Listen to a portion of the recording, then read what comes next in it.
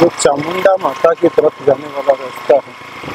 अब यहाँ से जो मुख्य जो टपकेश्वर का जो गर्भ है, स्वयंभू सिंह जो मंदिर है स्वयंभू शिव का, तो उसके जस्ट आगे जो है मैं चामुंडा माता मंदिर है या फिर स्नान कुंड है, उसकी तरफ मैं आपको लेकर चल रहा हूँ। यहाँ से लगभग जो है 100 से 200 मीटर की दूरी पर ये बना हुआ है। और ये वो है कुछ श्रद्धालु जो है हम आते हैं इनको देख रहे हैं। और तो देखिए पहाड़ी के कुछ इस तरीके से बहुत ही अद्भुत और मनोरम ये दृश्य, पहाड़ी के बीच एक गुफा के अंदर कुछ इस तरीके से मतलब ये बना हुआ है। और यहाँ पर जल का कैसा स्रोत है, कैसे किस स्थान पर लोग ये देखिए दूर दूर तक के बीच रास्ते के अंदर पहाड़ी जो है मंकी हमें देखने को मिलते हैं। विशेष रूप से पहाड़ों में ही ये रहते हैं जैसा हम देख रहे हैं। और यहाँ से मैं मुख्य जो जल धारा है यहाँ का स्नान कुंड है उसकी तरफ आ रहा हूँ। बहुत नज़दीक हम पहुँच चुके हैं और कुछ इस तरीके से मुझे लगता है यहाँ पर काम चल रहा है। तो अब इससे आगे हम गाड़ी से नहीं जा पाएंगे।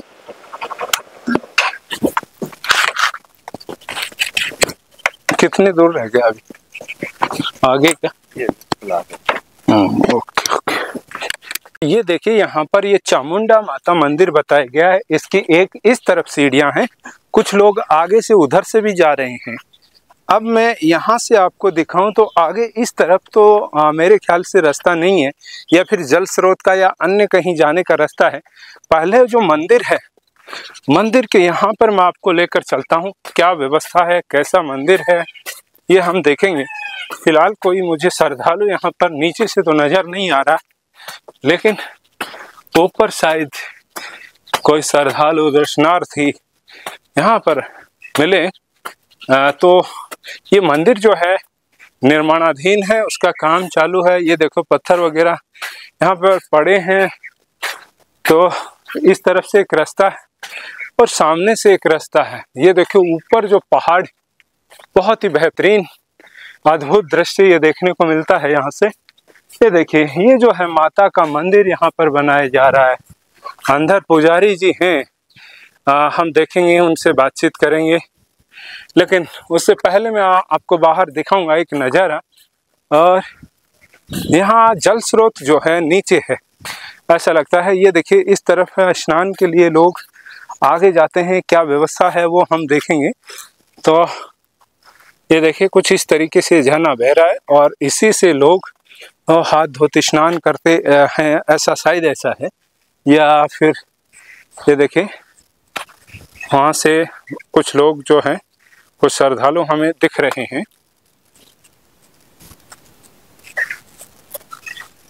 अब जो ये चामुंडा माता का एक नया मंदिर यहाँ पर बनाया जा रहा है, जिसका काम भी बाहर चल रहा है, हमने देखा। और पुजारी जी हैं, तो दर्शन के लिए हम यहाँ पर आए हैं। बहुत सारे श्रद्धालु यहाँ आते जाते रहते हैं। और मंदिर में प्राचीन मूर्तियाँ कुछ स्थापित की गई हैं, जैसा हम देखें। तो अब अंदर चलेंगे। आस्था जुड़ी हुई, क्या कहानी है इसकी मंदिर की? ये काफी मतलब काफी प्राचीन समय से ही। और ये पहले मतलब इसके अंदर जाने का वो रास्ता भी नहीं था, अभी बाद में बनाया सब जी। और ये जो वो नीचे झुक के जा रहे हैं ना, उस पत्थर को तोड़ के अंदर जाने की वो बढ़ाई थी। अच्छा, उससे पहले नहीं था वो? पहले अंदर जाने का छोटा, बिल्कुल छोटा था। अच्छा अच्छा, उसे अब तोड़कर बनाया गया। तो वो पानी टपक टपक गिर रहा है, वो प्राचीन समय से ही वो हमेशा हर महीने 12 महीने चालू रहता है। बारिश होगी ना जब वो टपकता रहेगा। और जो शंकर भगवान की जो मूर्ति है ना, उसके अंदर जो एक बूंद चलती रहती है। अच्छा अच्छा, मतलब वो पहाड़ में पानी जो टपक रहा है वो 12 महीने नहीं रहता है? वो रहता है। हाँ। लेकिन वो जो शंकर जी की मूर्ति है ना, मूर्ति पे ही गिरता है वो बस एक बूंद चालू रहती है। उसको किसी को पता नहीं, लेकिन वो काफी टाइम से है। वो गिरती है। बहुत लंबी गुफा है, बहुत लंबी। ये पहाड़ी है ना, जी जी, इनमें बहुत लंबा गुफा है। अच्छा अच्छा, तो वो एक जो दरवाजा सा लगाया हुआ है साइड में, उससे हवा आ रही है, वो गुफा आप बता रहे हैं? वो गुफा उसको बंद कर दिए हाँ। एक बच्चा चला गया था, हाँ, छोटा, एक बार। तो वो पूरे पहाड़ में ही गुफा बनी हुई है। हाँ, तो अनमोल बच्चा था, वो अंदर चला गया। तो उसको बंद, उसके जाने के बाद में उसको निकाल तो लिए थे, लेकिन उसको बंद कर दिए फिर। अच्छा, इसलिए बंद किया गया। तो ये आप बात बता रहे हैं जैसे कि ये मंदिर की थोड़ी सी रोचक कहानी, अन्य कोई रोचक बात हो, कहानी हो जो लोग नहीं जानते हैं, आप जानते हो ऐसा? और सावन के अंदर तो ये पुरानी समय से क्या है कि ये वैसे किसी संत का तपा हुआ और ये है। अच्छा, तपोस्थली रही है। मतलब किसी बड़े साधु संत की प्राचीन समय में जब ऋषि मुनि हुआ करते थे तो यहाँ पर किसी ने तपस्या की होगी। हाँ, तो इसीलिए ये तीर्थ भी उसकी देन है। अच्छा, यहाँ पे स्नान कुंड वगैरह, कोई जल झरना वगैरह जहाँ पे लोग स्नान करते हैं, किधर है? ये पास में है, इधर ये एक बांध बना हुआ है। अच्छा अच्छा, बहुत बड़ा बांध है। तो इधर नीचे से जाना पड़ता है क्या? इधर से भी जाओ तो पैदल जाओगे। हाँ, जब तो इधर से चले जाओ। अच्छा अच्छा, ऊपर बांध। हाँ, यहाँ से कितनी दूर होगा अंदर? है बस 5 मिनट का रास्ता ही है। अच्छा अच्छा, तो इधर से चले जाना, गाड़ी है तो आपके पास में, ये बांध आएगा ऐसे। अच्छा, नीचे से ऊपर से रास्ता है क्या? इतनी बड़ी दीवार है वो बनाई हुई। तो उधर भी लोग मिलेंगे श्रद्धालु? उधर भी नहाने वाले को मिलेगा। अच्छा अच्छा अच्छा, तो स्नान कुंड भी है मतलब यहाँ पे एक तरीके से? स्नान कुंड है ये, और ये तो काफी प्राचीन समय से, आज से नहीं है, बहुत काफी प्राचीन समय से। जी जी, आपका नाम क्या है जी? मेरा नाम तो राजेंद्र सिंह शेखावत है। यहाँ कितने साल से मंदिर में रह रहे हैं आप, देख रेख कर रहे हैं? मैं तो अभी आया ही। अच्छा अच्छा अच्छा, जैसा कि आप देख रहे थे, मैं राजस्थान के प्रसिद्ध धार्मिक स्थल टपकेश्वर धाम पर आया हुआ हूँ। मंदिर का जो इतिहास है, जो कहानियां हैं प्राचीन, कैसे प्रचलित हैं, क्यों लोग यहाँ पर आते हैं, किस तरीके की मतलब धार्मिक मान्यता लोगों की है, कैसे आस्था जुड़ी हुई है, इससे संबंधित जानकारी हमारे साथ में साहब हैं, जो अपना एक बार सब परिचय करवा दीजिए आप। मेरा नाम मुकेश है, मुकेश सिंह तंवर जी। टोडा यहाँ पास में रहने वाला गांव का हूँ। और ये हमारे पुराना रजवाड़े के टाइम से बसा हुआ है जी। और इसका इतिहास में भागवत में लिखा हुआ है कि ये कृष्णावती नदी के नाम से जाना जाता था। पुराने रिकॉर्ड के मुताबिक ये इतिहास में भी आजकल लिखा हुआ है जी। और इसकी धार्मिक मान्यता काफी दिनों से है। और ये शिवरात्रि को इसके वो बरसात के बारे में अनुमान लगाया जाता है। और किसी जमाने में ये नदी दूध की बही बताते हैं जी। और कृष्णावती नदी यहाँ से मतलब उसका उद्गम था? जी, यहीं से उद्गम था। अच्छा अच्छा, ये पहाड़ है टपकेश्वर का जहाँ से कृष्णावती नदी का उद्गम बताते हैं और उसके प्रमाणिक साक्ष्य भी प्राचीन धार्मिक ग्रंथों में बता रहे हैं, ऐसा इनका कहना है सर का।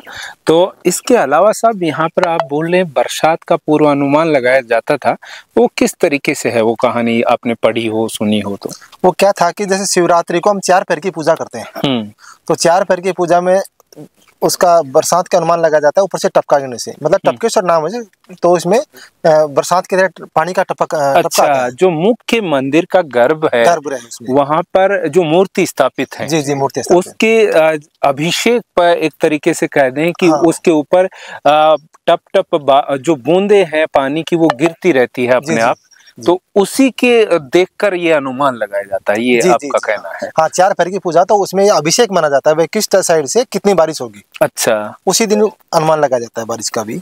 हाँ। और सावन में तो पूरे मास ही टपकता है और उसे अभिषेक ही माना जाता है उसको। जी जी, सावन में जैसा हमने देखा भी, आप देख रहे हैं वीडियो के ऊपर भी आपको दिखा रहा हूँ, यहाँ पूरी ये जो गुफा है इसके ऊपर पानी की बूंदें जो टप टप गिर रही हैं, इसके बारे में सब बता रहे हैं। ये जलाभिषेक एक तरीके से ये जो मंदिर है यहाँ पर हो रहा है, इसी के बारे में हम चर्चा कर रहे हैं।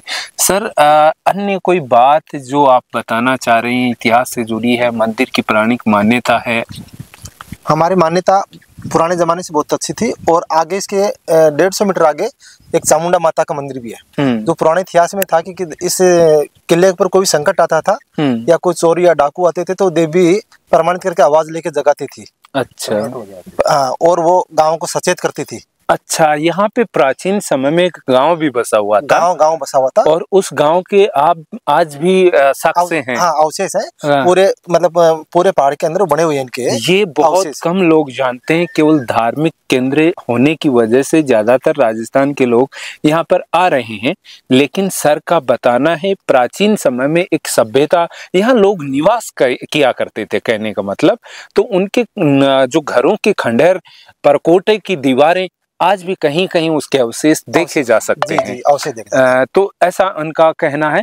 और यहाँ पे जो गांव था उसकी सुरक्षा के लिए चामुंडा माता का एक मंदिर है, जहां से आवाजें आया करती थी सुरक्षा के लिए, कि लोगों को जब चोरी होती थी, इस तरीके की प्राचीन समय में घटनाएं होती थी, उनको सतर्क करने के लिए शब्द एक आवाज आती थी, ऐसा लोगों का कहना है, जैसा सर भी बता रहे हैं। और एक दो पहले भी जानकारी ये दी गई है। तो ये आप इसी के बारे में बता रहे हैं शायद? जी। मतलब चोर जब भी कोई ऐसे संकट आता था तो वो देवी अपने आप गांव को जगह देती थी। ऐसा अवशेष होता था कि भाई कोई बाहर संकट आ गया और गांव सचेत होकर के उस संकट का सामना कर लेता था। अच्छा। और इसी से जुड़ा हुआ शंकर भगवान का जो मंदिर है शिवलिंग का, ये भी उसी समय से प्राकृतिक निकली हुई शिवलिंग है एक तो। जी। और अब ऐसी धार्मिक मान्यताएं जुड़ी हुई हैं, लोग प्राचीन से चली आ रही हैं। हालांकि प्रमाणिक साक्ष्य की बात करें तो मैं इतना नहीं जानता, सर शायद बताएंगे। इसका कोई ऐसा कोई साक्ष्य भी हो सकता है कि आपकी नज़र में हो, सुना हो तो, या फिर अपन एक दूसरे के जैसे अपने बुजुर्गों ने ये बात प्रेषित कर दी हो, उसी के आधार पे अपन चल रहे हैं? नहीं, इसका तो इससे लेख भी है कृष्णावत नदी से। और आसपास के जो लोग थे पहले गंगा जी की तरह आदमी जब खत्म होते थे उनका विसर्जन भी करवाते थे। जैसे गंगा जी में उद्घाटन ले जाते हैं ना विसर्जन कराने के लिए हड्डियां, जी, उसी तरह से विसर्जन भी करवाते थे। अच्छा, प्राचीन समय में जो अस्थि विसर्जन हम बोलते हैं, अपने बुजुर्गों का दाह संस्कार के बाद जो अस्थियां होती है उनका विसर्जन करते हैं, तो ऐसा स्थान यहाँ पर रहा है। हाँ, क्योंकि ये गंगा मानते थे इनको, कृष्णावती नदी गंगा के रूप में मानते थे। उसी के समक्ष मानी जाती है एक तरीके से, तो ऐसी पवित्र इसको माना जाता था। तो यहाँ पे लोग आसपास के गांवों के लोग आते थे अस्थि विसर्जन के लिए अपने पूर्वजों के। बिल्कुल। तो ऐसी यहाँ की मान्यताएं हैं। धार्मिक मंदिर के बारे में मैंने आपको दिखाया। तो ऐसा बड़ा ही इंटरेस्टिंग ये अपने राजस्थान का प्रसिद्ध पर्यटक स्थल, धार्मिक स्थल, मैं तो कहूँगा मैंने गणेश्वर, बालेश्वर की जो यात्राएं आपको करवाई हैं, वहाँ दिखाया है। कहीं ना कहीं वहाँ का आध्यात्मिक माहौल बाहर का कचरा, गंदगी इत्यादि को देखकर संकट में है, लेकिन बालेश्वर धाम आने के बाद मुझे एक अलग ही आध्यात्म की अनुभूति हुई।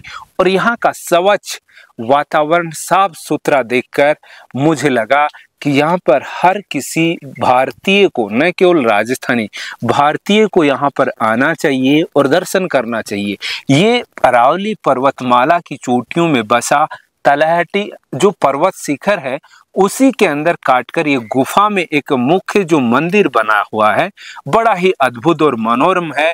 उसका रहस्यात्मक एक अंदर गुफा भी मैंने देखी, जो आपको दिखाया भी। अब उस गुफा के अंदर सब हवा आ रही थी, ऐसा कुछ था। हाँ, मैंने देखा। उसकी क्या मान्यता है, क्या कहानी है उसकी? जैसे आजकल सर्दी होती है, सर्दी में तो एकदम गर्म हवा आती है, बाहर चादर लेने की जरूरत नहीं है उसके अंदर बैठने पर। जी। कितनी भी जितनी सर्दी तेज होगी उतनी ही गर्म हवा आएगी उससे। अच्छा। और जितनी गर्मी के अंदर इतनी ठंडी होती है, एसी भी फेल उसके सामने। क्या बात है, ये भी एक अद्भुत रहस्यात्मक बात है। हाँ, बिल्कुल, कि वातानुकूलित माहौल, वातावरण वहाँ उस गुफा के सामने हमें मिलता है। और मैंने देखा है भी कैसे एक कूलर चल रहा है, उसकी तरह तेज हवा बाहर उस गुफा से प्रवाहित होती रहती है, आती रहती है। और वहाँ पे ये देखो, स्क्रीन पे भी आप देख रहे हैं, यही गुफा, इसके बारे में मैं बात कर रहा हूँ। तो बहुत ही अद्भुत है। और ये कहानी कहीं ना कहीं, ये दिव्य शक्तियाँ, कुछ तो राज रहस्य है जिसकी बदौलत ये ऐसी व्यवस्था हमें देखने को मिलती है। तो ये एक दर्शनीय स्थल है, पर्यटन स्थल मैं कहूँगा। आप आएं और इस जगह का वास्तव में आपको भक्ति में आध्यात्म का आनंद ले सकते हैं। मुझे भी अच्छा लगा, ये पहाड़ियों में बना हुआ बहुत ही मनोरम दृश्य यहाँ का, जो देखकर मैं तो वाकई ही गदगद हो गया। अब आप भी धार्मिक आस्था रखते हैं तो बालेश्वर धाम के बाद आगे यहाँ पर लगभग 15 से 20 किलोमीटर उसी रास्ते पे ये टपकेश्वर धाम आता है, जो मुझे 10 किलोमीटर है। आप बता रहे हैं प्रमाणिक 10 किलोमीटर मिलेगा, तो 10 किलोमीटर की यात्रा करने के बाद आप टपकेश्वर पहुंचते हैं। और ये टपकेश्वर आपको सब अन्य जो धार्मिक स्थलों की मैंने यात्रा करवाई वहां से बेहतर अनुभव यहाँ पर करेंगे। मैं ये नहीं कहता कि वो अच्छे नहीं हैं, वो अपने आप में एक उनकी मान्यता है और बिल्कुल वहाँ पर भी अपनी एक धार्मिक जो आस्था है केंद्र हैं और पुरानी जो कहानियां हैं वहाँ से जुड़े हुए हैं, लेकिन यहाँ पर एक अद्भुत अलग अनुभूति आपको होगी और स्वच्छ वातावरण मिलेगा, ये मैं आपको जरूर कह सकता हूँ। तो फिर एक और वीडियो के साथ मिलेंगे, तब तक नीमका थाना मीडिया के साथ मैं वी के सनी, नमस्कार।